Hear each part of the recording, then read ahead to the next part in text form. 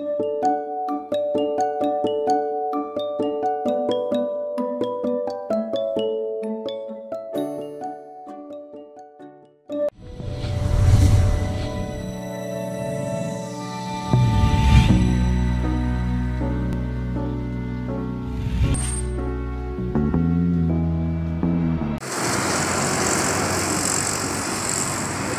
au Sanif, au monument.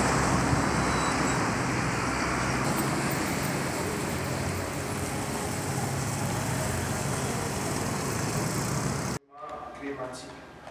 Je précise qu'il représente le chef service d'hygiène et de l'environnement de la commune d'arrondissement de Yaoundé 7. Alors, on va faire simple. Chacun de vous aura entre 7 à 10 minutes de prise de parole. Après quoi, il y aura une séance de questions-réponses. Il va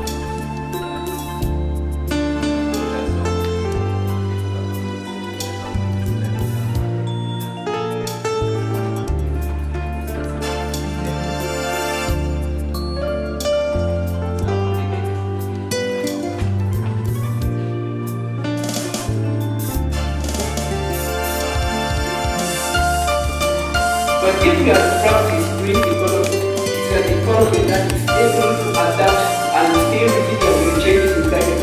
Because if you are talking about water as a key aspect or the principal aspect that goes the agricultural sector, you should be able to control the water. Starting from, let's say, measures bringing the water, measures that water leaves the farm, and also measures to restore water within the farm. Because I first talked about why food was coming from Europe. I have a farm here at Manjo, a 10-hectare farm. Part of, let's say, 4 hectares of it is a wetland, and the rest is normal land. But there was a year that the yield was almost zero. The place which is supposed to be a wetland, where we expect to have yield, because during the season, there was water looking at the LSD. En fonction de la compétition, or derrière, on va s'en sortir. Et ensuite, de faire comprendre que l'agriculture est très importante dans les pays émergents parce qu'elle contrôle les apports financiers dans les questions où il y a de l'eau, dans le champ, au sud, on a de l'eau, mais on n'arrive pas à produire assez parce que quand la question des prix est tellement assez, tellement trop que quand on veut produire, les champs sont écoulés. Là, c'est le problème. Mais comment maintenant contrôler, comment maintenant interdire et utiliser de façon durable cette eau en développant des mécanismes qui peuvent cette eau pour que les champs soient bien. Donc, c'est important de mettre en place ce système durable. Donc, c'est important aussi d'avoir de la complexité dans d'autres conditions. Moi, j'ai été un peu sur le modèle de moi je me dis que avant vos parents organisaient déjà, faisaient déjà ce qu'on appelle l'hiver, sans le savoir, par des pratiques culturelles, biologiques. On employait des pesticides biologiques qui recouvraient le sol avec des excréments d'eau. Et ça produisait quelque chose de biologique. Pourquoi on est passé là, comme nos parents faisaient, à quelque chose de, entre guillemets, plus nocif. C'est-à-dire, pourquoi est-ce qu'on a décidé consciemment d'utiliser quelque chose qui peut être un poison pour nous? Il y a d'abord ce premier problème de la démographie. Si on a décidé, je vais peut-être me mettre en avocat du diable, si vous me permettez l'expression. Si on a décidé de passer à cette façon de faire, c'est parce que l'économie, l'agriculture responsable. L'agriculture responsable avec cannot produce without the finance, those to start something company. I also have a farm. I have a farm actually, and I also have a problem of finance because the projects I want to carry out, I don't have the finance to carry out those projects. So how can you help me and other youths that are here to be able to identify those structures who give in this financing, this support for the youth to be able to get themselves into agriculture, and why not green agriculture? Thank you. Thank you. We will give you the opportunity to answer the question. I have 3 questions, and you will have the opportunity to answer the questions.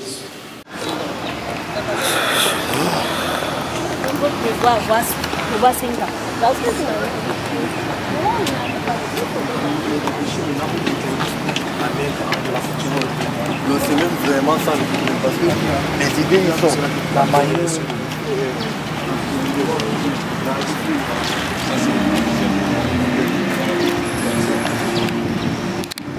À ce que l'environnement de notre pays soit durable que avant. Alors, vous êtes ici au centre de consortium pour la nature et l'environnement le plus durable. Qu'est-ce qu'on fait? C'est d'abord le Sénère. Qu'est-ce qu'on fait? C'est d'abord le SANIF dans lequel on se trouve aujourd'hui. C'est une initiative portée par cette association. Mais en outre, à côté de cela, nous avons une autre activité, un autre projet qui vient. C'est le grand frère de ce projet, de celui qui nous réunit aujourd'hui. C'est la quinzaine nationale de l'environnement de développement durable, qui sera à sa 4e édition. Alors, c'est 15 jours de célébration de l'environnement, c'est 15 jours de festivités où on dispense des formations certifiantes gratuites, où il y a des ateliers thématiques pour parler, enfin, ensemble, de trouver des solutions et à l'issue desquelles il y a un plaidoyer pour pouvoir proposer des solutions. Il y a des campagnes, des clean-up campaigns. Vous savez, il y a la journée mondiale de l'environnement qui tombe le 5. Alors, on fait généralement des campagnes sur tout le territoire national, les 10 régions dans tous les cas. C'est vrai qu'on n'a pas encore la capacité d'aller au fond, mais on travaille à ce que ce soit ici. Alors, nous avons la journée mondiale des océans où on nettoie les océans, notamment l'île des Cribis. C'est vrai qu'on m'a dit que bon, ce sont les bordures, mais on essaie de nettoyer les plages, on essaie de sensibiliser sur ces aspects-là. Et enfin, on a la journée mondiale de la désertification et la dégradation des sols. Cette journée a la particularité de porter un projet à son sein, qui est le projet Un citoyen, un arbre. Alors, c'est un projet durant lequel chaque individu, chaque Camerounais, chaque entreprise, à travers sa responsabilité sociétale, doit planter un arbre à son nom. Cet arbre-là aura des coordonnées GPS. À cet arbre-là, on va attribuer un nom qui est soit le nom de ta famille, ton nom de ton entreprise. Alors, c'est à peu près ça, mais je ne peux pas partir, vous n'écoutez pas si vraiment on n'a pas parlé de ça. Aujourd'hui, on parle de la gestion des déchets et c'est le thème qui porte l'édition de cette année. Nous avons ce box-là. Faites un don pour la création d'un centre de tri et de gestion des déchets. Pourquoi? Parce que c'est ça qui nous manque. Vous êtes des spécialistes, vous connaissez la difficulté qu'on a avec les déchets. Si on avait un véritable centre de gestion durable des tri et des déchets, je pense qu'il y a beaucoup de solutions qui pourront être dégagées. Il y a aussi l'employabilité. Vous savez, vous ne trouvez pas le fer en route parce que vraiment les gens achètent.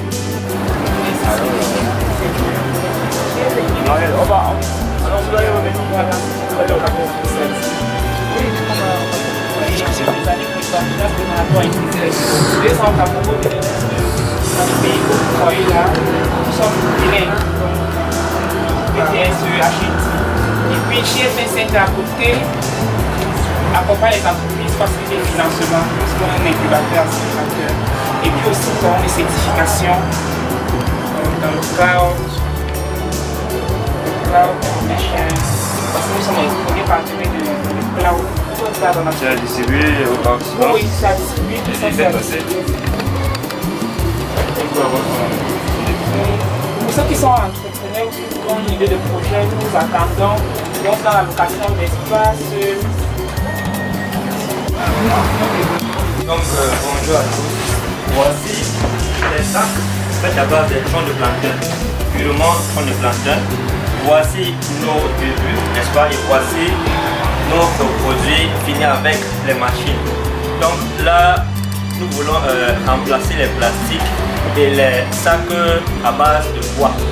Puisqu'on a beaucoup de problèmes dus aux déforestations et aussi pollution due au plastique.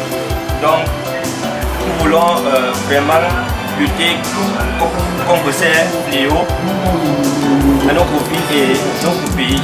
Ok, voici l'un des produits d'un des jeunes de Mboise. À côté, vous voyez un autre produit, les chaises fabriquées à base des pneus poussés.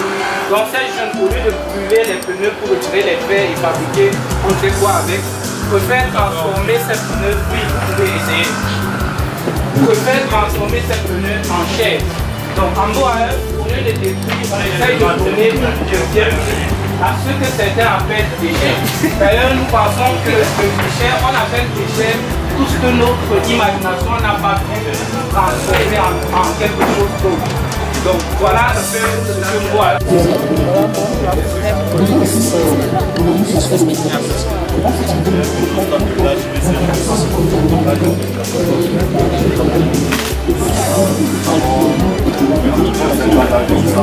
On ne t'entend pas derrière. Nous avons plus de 27 ans d'existence au Cameroun. Nous sommes plus dans les 10 régions du Cameroun.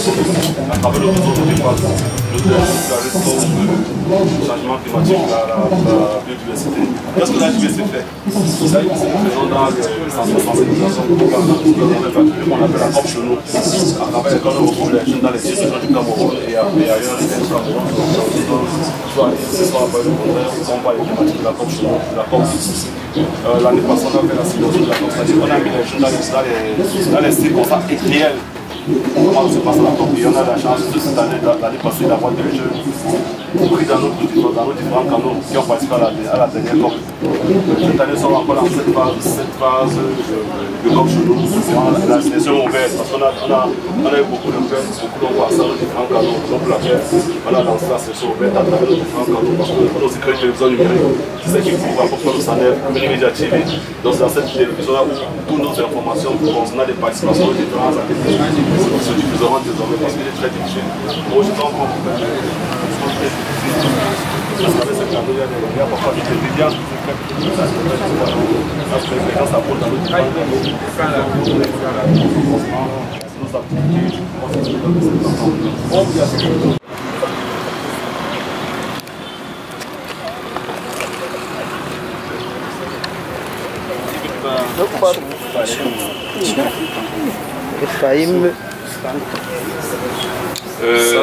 Bonjour, bienvenue au sein de l'IAI. En principe, l'IAI, c'est, comme vous le savez déjà, si vous ne le savez pas, c'est l'Institut africain d'informatique. Donc l'IAI en fait a pour mission d'autonomiser, n'est-ce pas, les jeunes, les enfants, toutes catégories. Parce qu'on ne prône pas seulement que les gens vont travailler dans des entreprises, travailler l'administration publique. Le but principal de l'IAI, en fait, c'est de former des gens à être autonomes. Donc, en fait, on favorise l'entrepreneuriat. Maintenant, cet entrepreneuriat, en fait, est basé sur un ensemble de formations et de certifications à laquelle l'IAI propose, n'est-ce pas, aux jeunes. À cela, donc, vu que l'Afrique centrale, parce que ce n'est pas le Cameroun, l'Afrique centrale s'est dotée d'une chef UNESCO. Vous allez voir là, voici des petits brochures pour la chef UNESCO, n'est-ce pas, pour continuer, n'est-ce pas, accompagner l'IAI dans ses missions d'autonomisation des jeunes et des femmes à travers les TIC.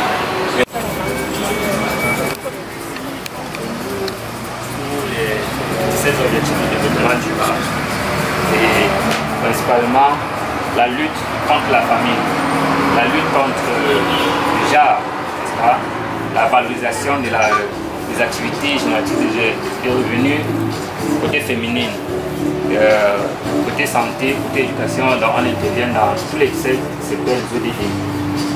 Nous sommes au Cameroun depuis pratiquement 5 ans que ça existe.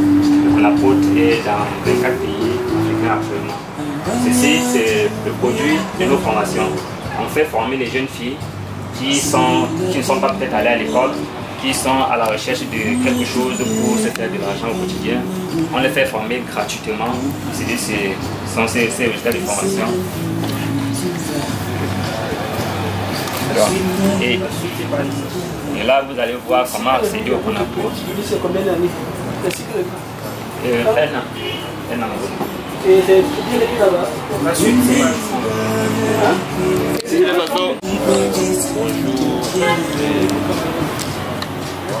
bienvenue au stade de la saison du Cameroun. Nous avons créé l'association en 2017. Et avec pour but, nous avons la santé, mais à Yaoundé, nous avons des volets bien connus. Et voilà, nous sommes là, voilà les différentes campagnes. Nous avons déjà pu amener, que ce soit dans l'hygiène, la salubrité, la santé. Oui, bon, oui. Dans le sujet du Cameroun, je parle de l'environnement dans le sens d'avoir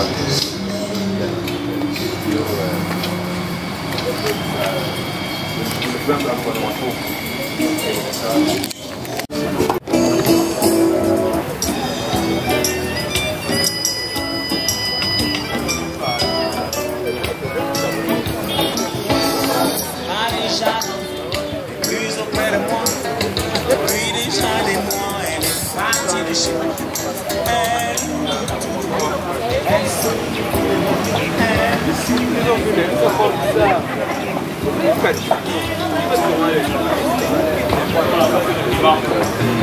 Nous allons participer On va avoir des participants. Ok.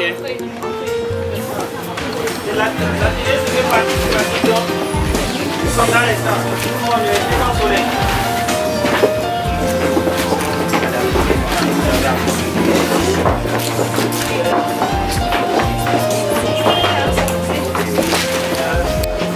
C'est chaud, non, Asia. Moi, je suis Claude.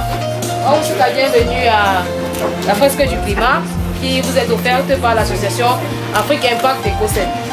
Donc, nous vous remercions déjà. Et pour la fresque, tout ce que je peux vous dire, c'est de vous amuser, de jouer, de collaborer, d'avoir un esprit ouvert et d'être le plus pédagogique et le plus éclairé scientifiquement possible. Mais surtout, on s'amuse et on partage avec des amis. Donc je vais permettre à Albert de vous parler de l'association et directement David va prendre la main en vous expliquant la fresque en elle-même. Merci. Bonjour tout le monde. Bonjour, je me nomme Albert Sakou-Hugo, je suis membre de l'association Afrique Impact Écossais. Alors, Afrique Impact Écossais, c'est une association belgo-camerounaise qui œuvre dans les champs, dans l'impact de l'environnement sur la santé. Parce que nous mettons vraiment l'accent là-dessus parce que les déterminants environnementaux ont une certaine répercussion sur la santé de la population en général. On prend le cas simple des ordures qui sont jetées par exemple par-ci par-là dans notre ville de Yaoundé par exemple. Ces ordures sont le nid de prolifération des vecteurs de maladies comme le paludisme, le diphtérie et autres.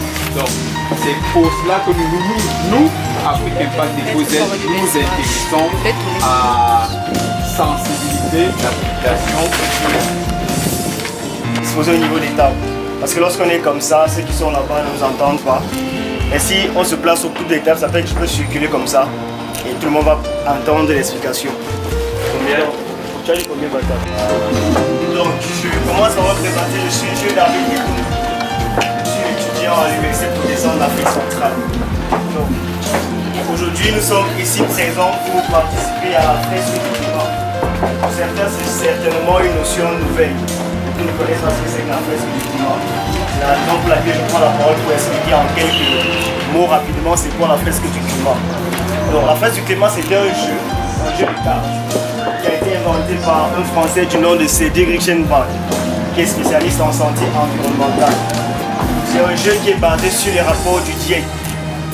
Donc, je peux avoir un lot de cartes s'il vous plaît. C'est un jeu de cartes comme je tiens ici. C'est un jeu scientifique qui se veut aussi collaboratif entre les participants, c'est-à-dire entre vous, vous allez collaborer ensemble pour pouvoir jouer à ce jeu. Je suis audible, n'est-ce pas? On m'entend partout. Donc, c'est un jeu scientifique. Comme je dis, c'est basé sur les rapports du ciel. Les cartes que je tiens entre les mains, vous êtes appelés à les relier dans une logique de cause à effet. C'est comme ça que vous reliez les cartes jusqu'à la fin du jeu. Pour jouer, il faut des cartes. Heureusement, nous avons déjà. Il faut des participants que vous êtes. Il faut un esprit ouvert. Je suppose que chacun de nous en a. Il faut de la curiosité. Il faut aussi quelque peu de connaissances en géographie, en climatologie, etc. Mais il faut surtout... Si vous avez des questions, Monsieur le Président, c'est ton PC. Si vous avez des questions, nous sommes là, on va répondre. Maintenant, comme il a dit, on ne connaît pas tout.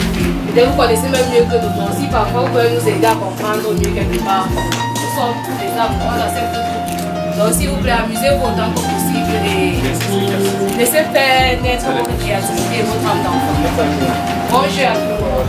Nous allons commencer à on lance le jeu.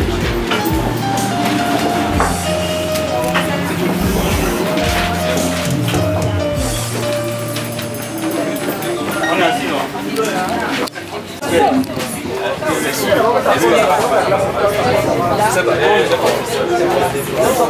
En fait, la fonte de la banquise, c'est comme les glaçons sur du whisky. Votre volume d'eau ne va pas augmenter dans votre verre. Il sera le même. La banquise va comme un glacier. C'est la fonte de l'ancier. Quand on fait les choses là où il part. Si quelqu'un peut nous faire un petit récap avant qu'on... Bon, je prends la parole. D'accord. Les activités humaines, ce sont les humains qui exploitent les énergies fossiles, parmi lesquelles le pétrole, le gaz et tout ce qui va avec. Et maintenant, en extrayant ces énergies fossiles, il y a des émissions de CO2. Ces émissions de CO2 créent ce qu'on appelle les effets de serre additionnels. Parce qu'il y a d'abord les effets de serre naturels.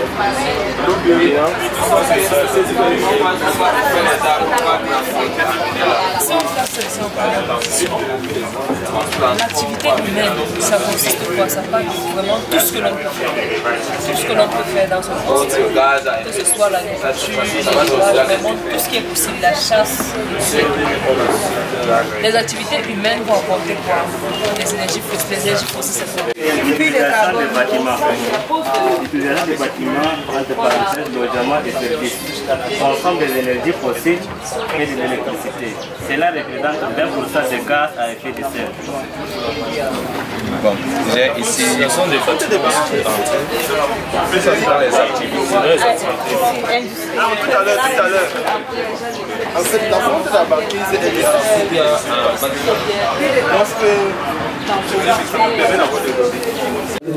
Moi, la clé thématique de ce soir aborde le sujet sur le thème création des termes dans l'économie au Cameroun, outil d'accompagnement pour les jeunes.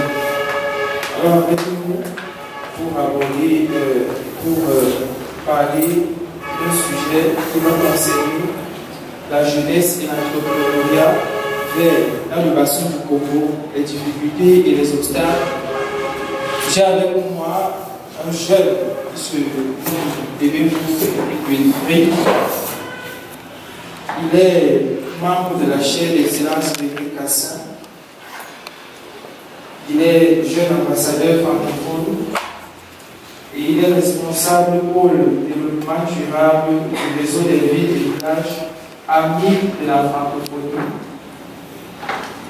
Il est avec nous ce soir et il va aborder la question de la jeunesse et de l'entrepreneuriat dans le bassin du Congo. Après avoir été saisi par le comité d'organisation, il nous a instruit d'accompagner l'organisation de ce développement. Et c'est avec beaucoup de plaisir, en début de nombreuses rencontres, que nous venons, n'est-ce pas, nous soumettre à cette agréable devoir. Hier, on a abordé la question relative au PME. Et en crois que c'est fort opportunément que les jeunes organisateurs ont voulu, dans une logique évidente, il y avait beaucoup de tolérance, ils ont bien voulu programmer comme une sous-logique donc à l'activité d'hier, la thématique de ce jour, qui porte sur les BE et l'économie verte et le dispositif d'accompagnement existant.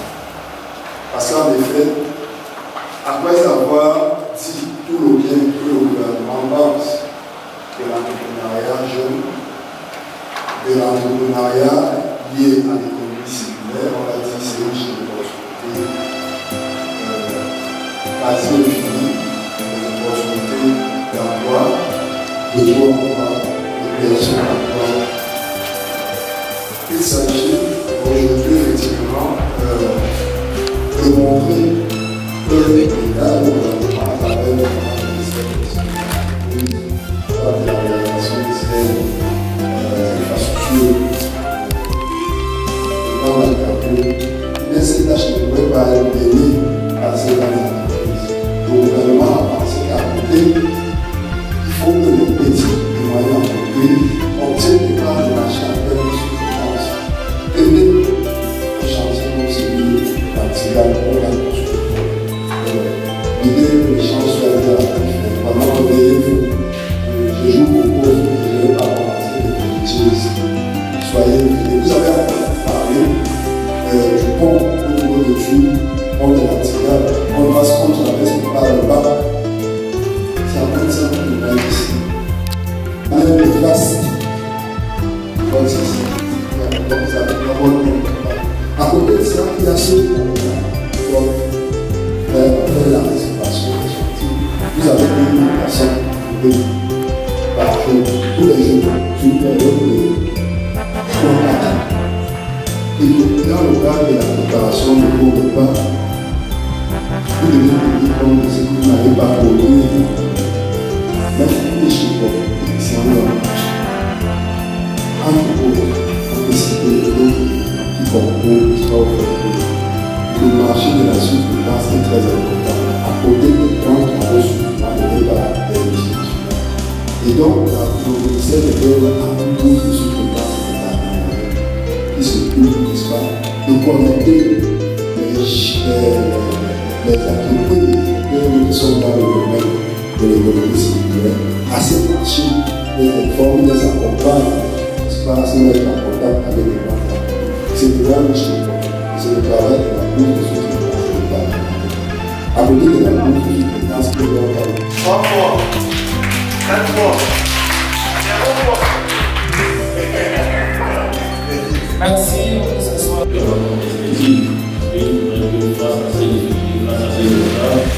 Que le jeune entrepreneur se réduise là à la communauté très plus.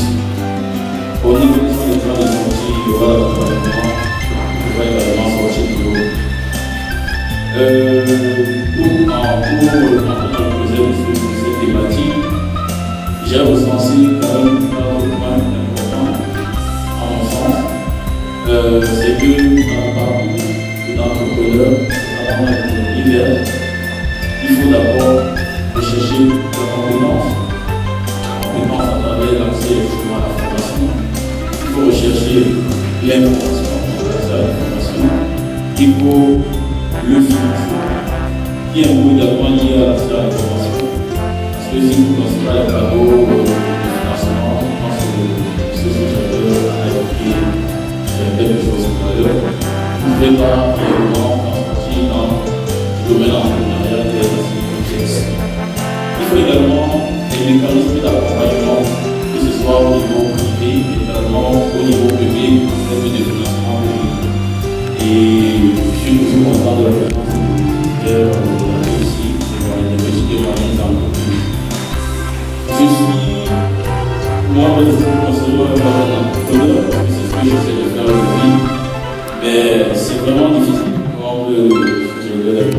C'est vraiment difficile. Moi, j'ai commencé en tant qu'étudiant à l'Institut des relations